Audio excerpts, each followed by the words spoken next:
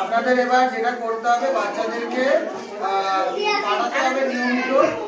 এখন আর পরিকাঠামোর সমস্যা নেই, বসার জায়গাটা রয়েছে।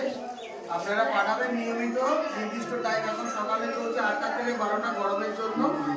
তো এখন যেটা দেখছেন এরা আমরা ব্যবস্থা করছি, তো নিয়মিত বলে যাচ্ছি লোকালি একটা ব্যবস্থা করতে কারেন্টের জন্য। তারপর সরকারের একটা ব্যবস্থা আছে, মিটারটা যদি আনা যায় সেন্টারের নামে সরকার মাসে মাসে পানি দেবে, তখন আর পুরোপুরি ব্যাপারটা আমাদের নর্মালে চলে আসবে।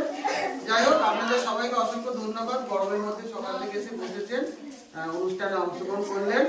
এবার আপনাদের কাছে অনুরোধ থাকবে, আপনারা বাচ্চাদেরকে নিয়মিত পাঠাবেন। এখানে বাচ্চাদের শুধু পরিপূরক পুষ্টি নয়, তার সাথে বাচ্চাদের কিন্তু ভ্যাকসিনেশন আছে, অর্থাৎ যে বাচ্চাদের টিকাকরণ হয় 5 বছর বয়স পর্যন্ত, 1.5 বছর পর্যন্ত একটা আছে নিয়মিত, তারপরে বছর বছর আছে ভিটামিন এ অয়েল আছে বা অন্যান্য সময় সময় যে টিকাকরণ কর্মসূচি সেগুলি।